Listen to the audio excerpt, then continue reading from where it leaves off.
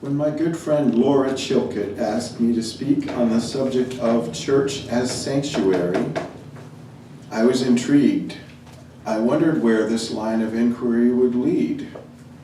As an artist, I realized I have significant notions of the concept of sanctuary.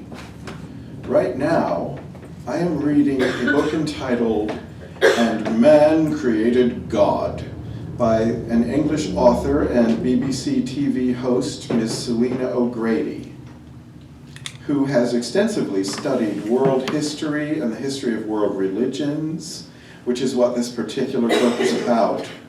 Specifically, the ways in which past empires, the Roman Empire, the Chinese Empire, and others in the ancient world, wedded religion to politics in the effort to use religion to build the empire's subjects into better citizens.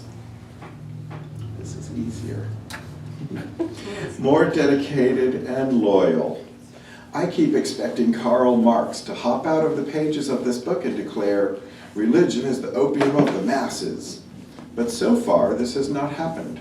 So I asked myself, what does sanctuary mean to me?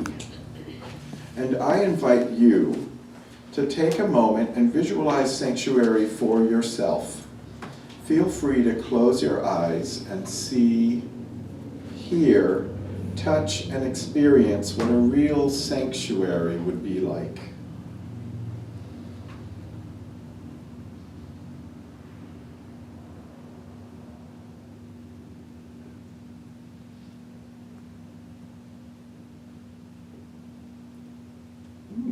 No motorcycles.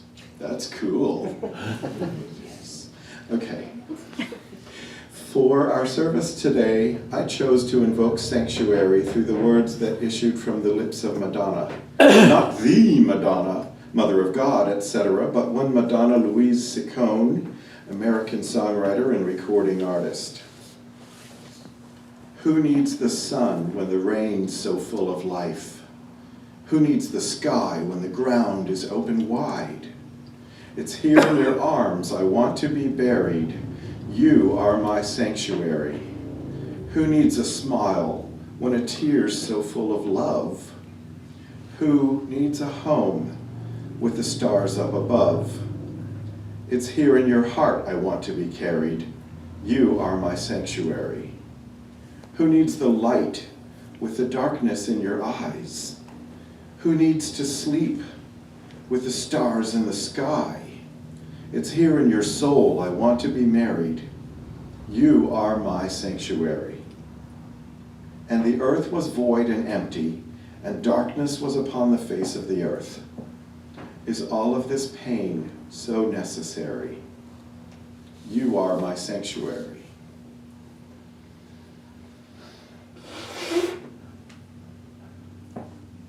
I wanted to ask the question, why do we need sanctuary? And I think the answer lies for me in that lyric. Is all this pain so necessary?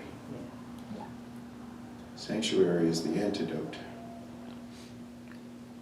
My question was answered for me through music. If you had any doubt left that I am a fairy tale person struggling to survive in this hard, cold, material world, you can give it up right now. The answer to that question came in the form of a song by another female recording artist, a generation or two apart, one Regina Spektor. No one laughs at God in a hospital. No one laughs at God in a war. No one's laughing at God when they're starving or freezing or so very poor. No one laughs at God when the doctor calls after some routine tests. No one's laughing at God when it's gotten real late and their kid's not back from the party yet. No one laughs at God when their airplane starts to uncontrollably shake, or when they see the one they love hand in hand with someone else and they hope that they're mistaken. No one laughs at God when the cops knock on their door and they say, "We've got some bad news," or when there's a famine or a fire or a flood. But God can be funny. At a cocktail party, when listening to a good God-themed joke, or when the crazies say he hates us, and they get so red in the head you think they're about to choke.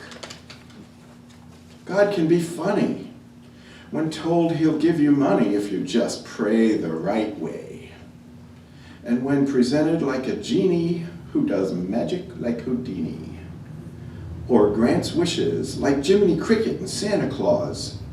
God can be so hilarious, ha ha. No one's laughing at God when they've lost all they've got and they don't know what for. No one laughs at God on the day they realize that the last sight they'll see is a pair of hateful eyes. No one's laughing at God when saying their goodbyes. No one's laughing at God. No one's laughing at God. No one's laughing at God. We're all laughing with God.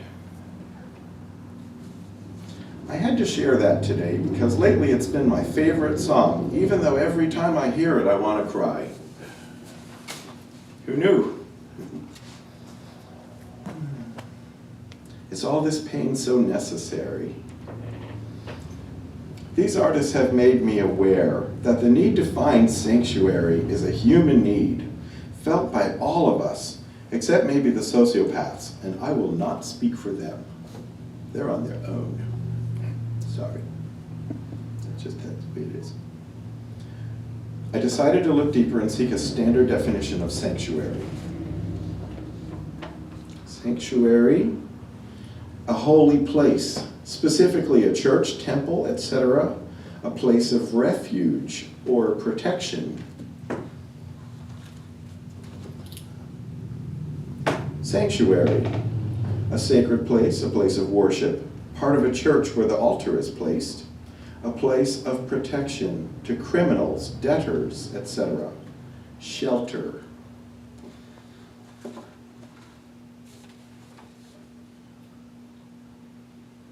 The word sanctuary derives from the Latin word sanctuarium, from sancta or sancti, meaning holy, and arium, which means a place to keep something in. So an aquarium holds water, and a sanctuarium holds the holy. What does sanctuary mean to me? As Unitarian Universalists, we live in a world that is changing, socioculturally and otherwise, and we belong to a progressive religious tradition that invites conversation and discussion. I thank my Unitarian Universalist experience for helping me to look honestly at the questions about human needs and religion that are put forth by books like Selena O'Grady's, by speakers in our pulpit opening windows onto the beliefs and practices of all kinds. Mormons and Muslims and Hindus, oh my. Sorry, I can never resist adding the oh my. I warned you, I'm living in a fairy tale. I ain't afraid of no atheist or Catholic or evangelist. I truly believe we are all children of a higher power. Recently, I attended a 12-step meeting, an Al-Anon family group meeting, my first since the 1990s. I told the group the truth, that this year will mark 30 years since I first ever set foot in such a meeting when I was 17 years old, and my mom's alcoholism was a source of stress for me.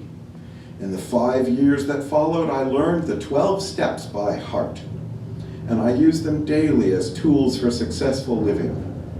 One of those steps included the words, quote, having had a spiritual awakening as a result of following these steps, unquote, which I never exactly analyzed until in 1997 I experienced a deep and profound spiritual awakening, a life-changing experience that began with my praying for help in a time of deep distress. I started with, God, if you are listening, I felt like the narrator of that old book by Judy Blume, Hey God, It's Me, Margaret, who basically says, if you exist, please help me. Well, within 5 minutes, my emotions changed. I became as calm as a sea after a storm. This amazing moment led me to really ask God to have a conversation with me. I had never heard of the book Conversations with God by Donald Neil Walsh, though years later someone lent me a copy to read after I told her about my spiritual awakening. By the time my own spiritual awakening occurred, I had memorized the 12 steps, and I had found sanctuary within the walls of meeting rooms used by the Al-Anon family groups. My relationship with my mother had steadily improved. In fact, all my relationships with all my family members had improved. I'd had a serious love relationship, aware of the pitfalls of codependency that I was predisposed to, and thus able to recognize my own faults and shortcomings much better and work on them. But I had stopped attending 12-step meetings, though the 12 steps were an indelible part of my psychological makeup by that time. I was a changed person. I needed to say thank you in an Al-Anon meeting to the program and its members for giving me the tools to find a way out of despair and into a life where serenity doesn't feel like a miracle, but something accessible to anyone, anywhere. It gave me so much joy to share my story, including the admission that although the 12 steps in the Serenity Prayer had been an important part of what I believe, I had not set foot into a meeting since the 1990s. I had simply gone into the world and made the effort to live according to those words. So the other evening I found myself telling the group, I found a spiritual path. I became involved and then more deeply involved in a church where I can say, I had a profound spiritual awakening, and people don't look at me like I'm crazy or ask me to qualify my statement. I am simply accepted. I realize that our church and Unitarian Universalism has become a sanctuary for me, a realm where I can be myself without fear of judgment or reproach. And I wonder how many people in the world are wedded to a faith path that censures their free and responsible search for truth and meaning, as our Unitarian Universalist covenant states. I believe that the God of my understanding, to quote from the 12 steps, is big enough to stand unafraid of Selena O'Grady or any other person who is ready to analyze or critique. And a faith that requires censoring and stifling the voices of the few in an attempt to placate the leadership or the supposed masses is to me an unevolved faith. The kind that empires have sought to use as tools for creating a subordinate proletariat, to borrow a word from, there he is, Karl Marx. I knew he was coming. Unitarian Universalism and its lack of creeds that must be adhered to, provides the sanctuary that my heart requires. In what other ways do I see my church as a place of sanctuary? How else does it manifest the concept of sanctuary? Another support group that I had long been interested in is the one commonly called PFLAG. The acronym PFLAG stands for Parents and Friends of Lesbians and Gays. And these meetings have been held for decades. Sharon Herr, invited me to join her at the local Volusia County PFLAG meeting, now being held here in New Smyrna Beach once each month at the United Church of Christ, where our church used to rent space, in the social hall that was constructed and dedicated while we were tenants on the property. And my recent unemployment allowed me a free schedule to attend. Who knew? Blessing in disguise.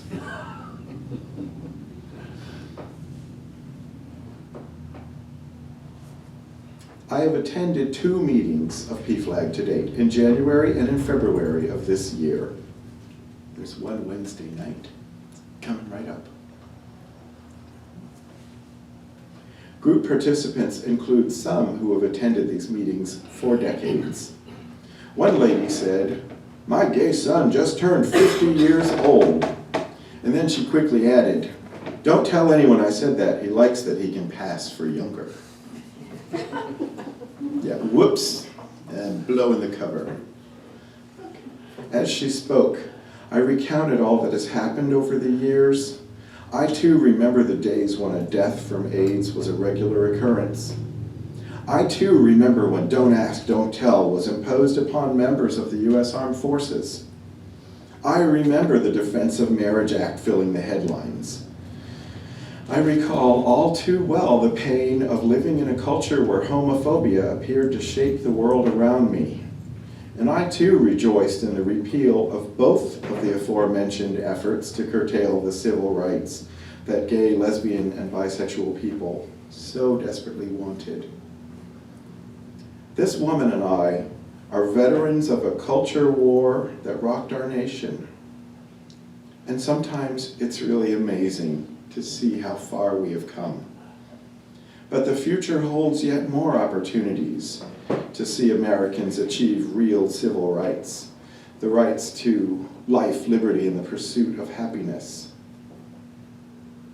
as my nieces and nephews would put it. The guest of honor, if you will, at each month's meeting of PFLAG that I have attended was a teenager, a different teen each time, who self-identifies as transgender, accompanied by a parent. These young persons spoke about the challenge of finding one's own identity while participating in the daily operations of a public school system that is all too slow to respond to the pressing needs of transgender youth. My reaction to this was, wow, the future is here, and it is now. I am happy to report that the PFLAG veterans welcomed the teens warmly and with a level of respect and kindness that touched my soul, as I recall the visit of transgender rights activist Gina Duncan to our pulpit here last month, and her story, the revelation that she had endured a lifetime of self-repression before her transition. I cannot help but admire these youth for their bravery and self-acceptance. I think of a lyric from the same Madonna CD from 1994, which contains the song Sanctuary, from another song that my significant other, then a youth advisor in Chicago for that city's landmark gay, lesbian, bisexual, and transgender youth program, and I listened to so often that year.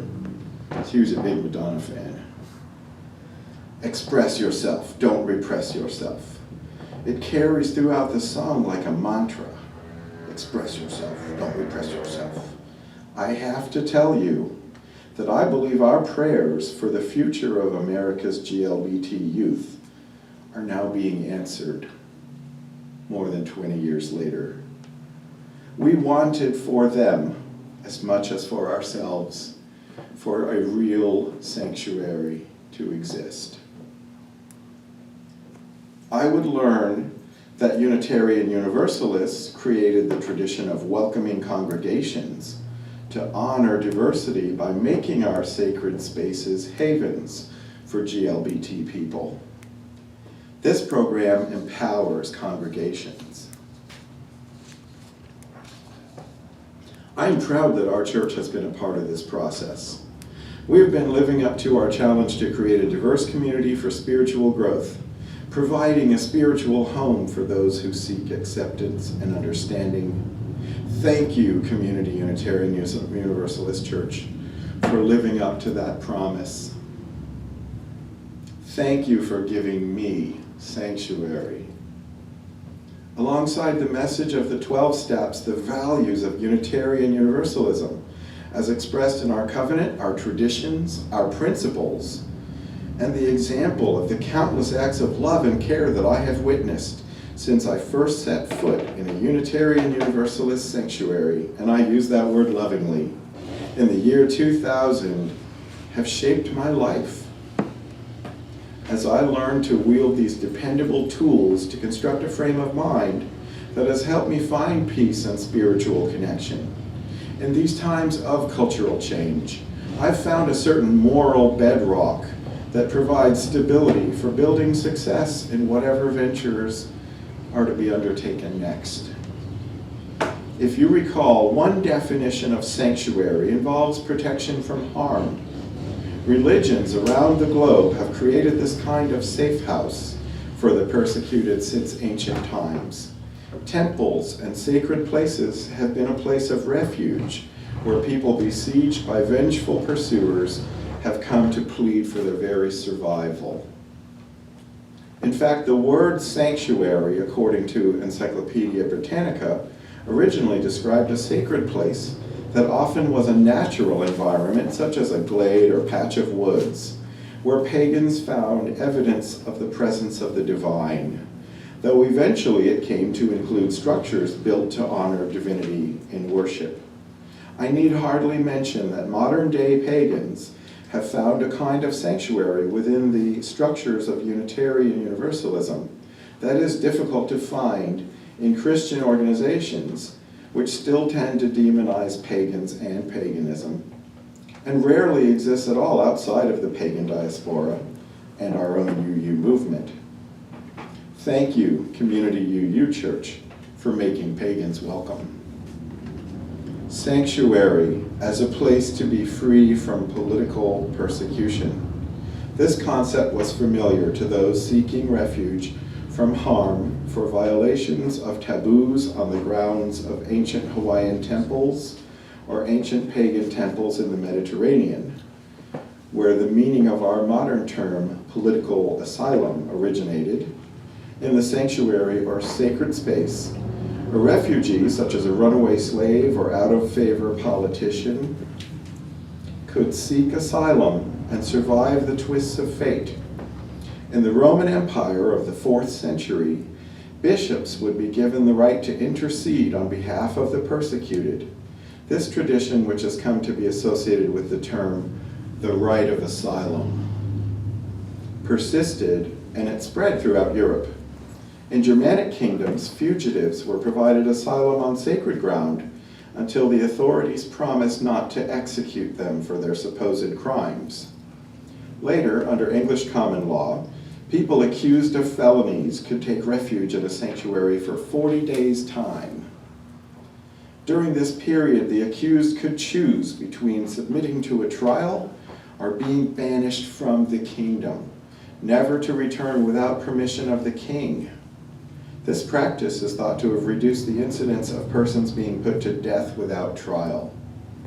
In a number of places throughout England, the local authorities, the ruling lords, had the power to regulate the activities of each fugitive and could extract oaths of allegiance from the fugitive, and thus they could ignore the 40-day rule and permit the asylum seeker to remain for life within the confines of the sanctuary. This authority was unchallenged until the reign of King Henry VIII. By the time of the French Revolution, this kind of asylum seeking had mostly disappeared in Europe. Many of us can recall the classic film The Hunchback of Notre Dame, based on the novel by Victor Hugo. In the story, beautiful gypsy Esmeralda finds sanctuary in the great cathedral. The 19th century romantic novel, inspired greatly by the author's love for medieval architecture, was made into a 1939 movie which starred Charles Laughton as the titular hunchback Quasimodo and gorgeous Maureen O'Hara as the gypsy girl. In 1996, Walt Disney Productions made a popular animated version. How many people have read the book?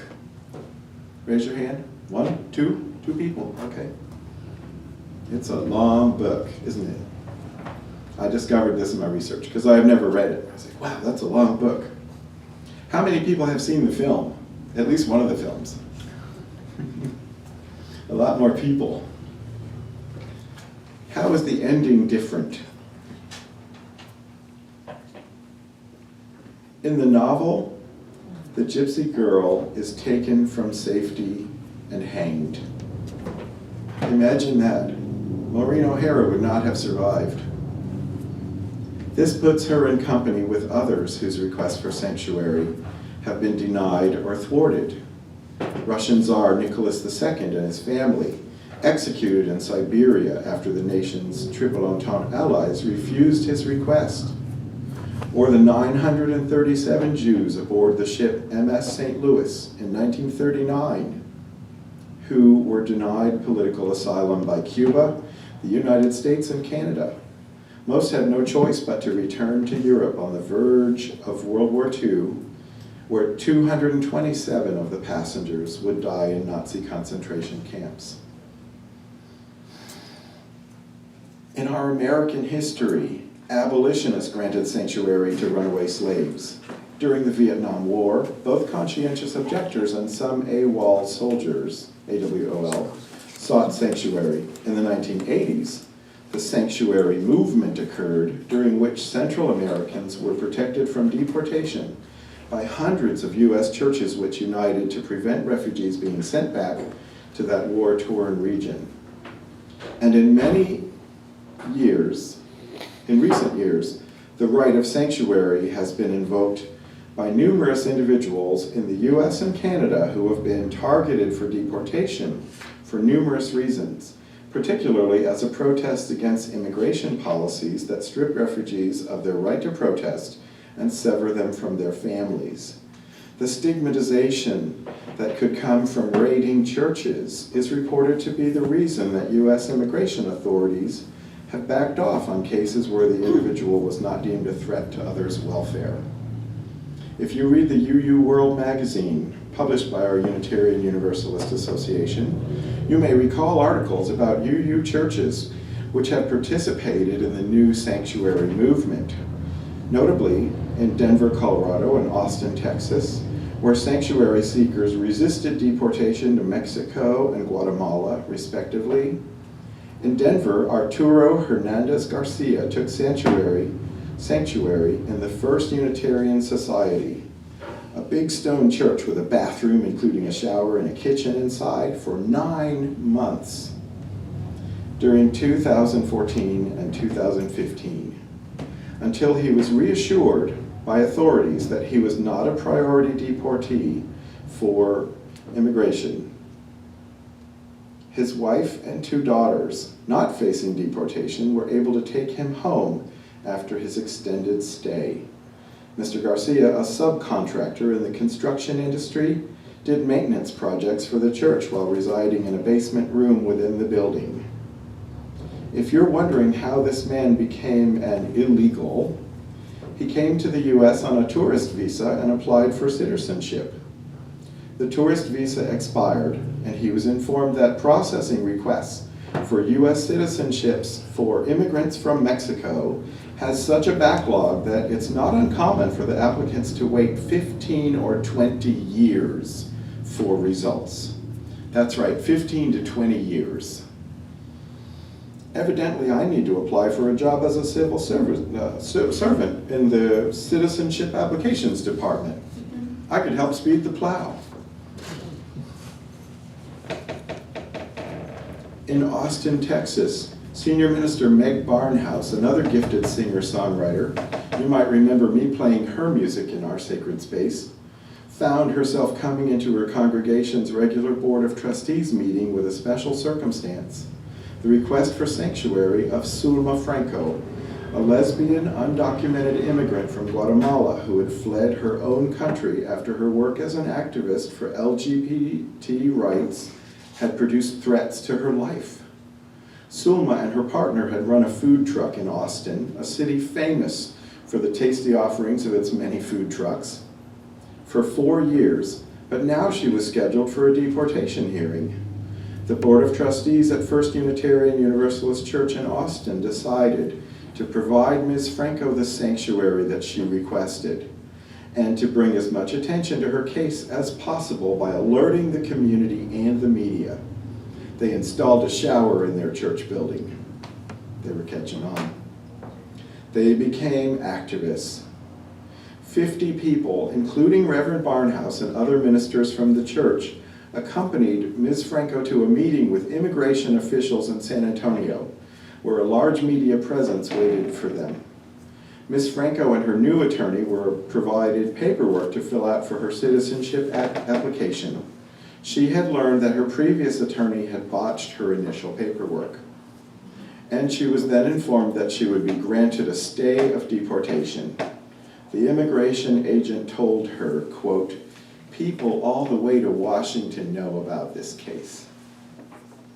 In both of these cases, a UU church stood up for a person who needed a safe house to protect them, and the provision of sanctuary made all the difference for that individual. Neither supplicant suffered like our poor Esmeralda. For UU congregations, as well as those of other denominations, becoming involved in the new sanctuary movement can also mean providing support for churches that provide sanctuary in this way. At least 3 other area churches teamed with the First Unitarian Society in Denver to help provide support, care, and activism to aid Mr. Garcia. And the minister of a local Presbyterian church in Austin approached Reverend Barnhouse to ask how his congregation could team with hers to do the same.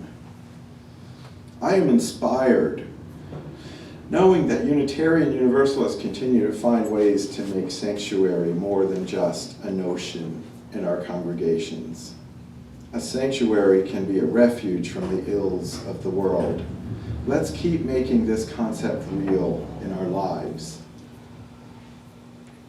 Finally, I found on Wikipedia a definition that reminded me that sanctuary can be the creation of protection not just for human beings fighting injustice, racism, and other forms of persecution, but also for other forms of life. This is why there are animal sanctuaries and even plant sanctuaries, because we need to honor our commitment to love and care for our Mother Earth. And protection of her bounty is a profound manifestation of this endeavor. Our Mother Earth has given us so many blessings. Among them are the people who have helped us to find sanctuary in our hearts. Thank you, Community Unitarian Universalist Church, for giving me the opportunity to meet others who have spoken to this need in me, who have opened my heart to love. In closing, I'm going to steal some words from another gifted woman, the late Reverend Lee DeVoe. Has someone blessed you in this way? Did someone act as a conduit for the blessings of the earth, the energy of the earth, to help you remember in the cells of your being your perfect loveliness? Who has been there when you could not find the flower of self-blessing? Who reached out in words or in touch? Who acted as a guide to steer you back to the place of self-blessing? Let's practice. Let's practice blessing each other. Turn to someone near you. Offer them your gaze. A gaze that reflects back to them their essential loveliness. Place your hand on their shoulder or their elbow. Offer them your touch, a touch that can help them to reconnect with their source of self-blessing. Namaste. Namaste. Which means the divine spark in me recognizes the spark of the divine in you. May we remember our power to bless ourselves and others. Thank you.